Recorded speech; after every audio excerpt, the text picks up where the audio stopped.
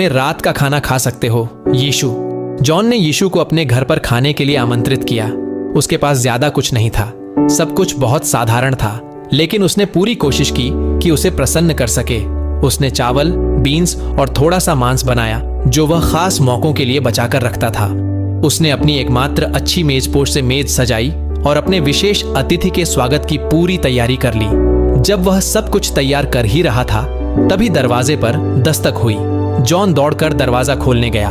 वहां एक औरत थी जिसकी गोद में एक बच्चा था। वह बहुत थकी हुई और भूखी लग रही थी।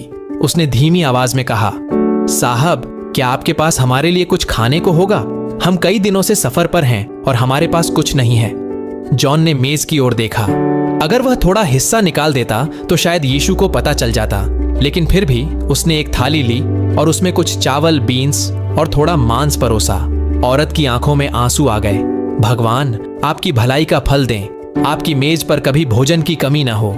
थोड़ी देर बाद फिर से दरवाजे पर दस्तक हुई। अब तो यीशु ही होंगे, जॉन ने सोचा। लेकिन जब उसने दरवाजा खोला तो एक बूढ़ा आदमी था, फटे कपड़े, कांपते कदम।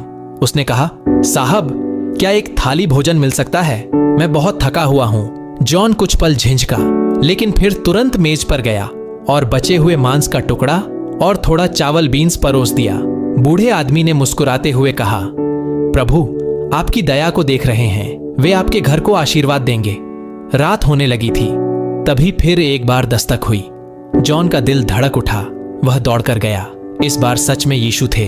यीशु मुस्कुराते हुए अंदर आए और मेज पर बैठ गए। शर्मिंदा होकर जॉन बोला, माफ कीजिए, अब बस थोड़ा चावल और बीन्स बचे हैं।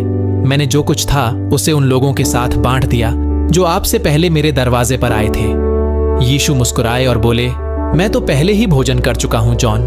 वो मैं ही था जो भूखा और थका हुआ तुम्हारे दरवाजे पर दस्तक दे रहा था। हर थाली जो तुमने परोसी वह मेरे लिए ही थी। धन्य हैं वे जिनके दिल में प्रेम और दया होती है, क्योंकि वही आत्मा और आत्मिकता का भोजन है।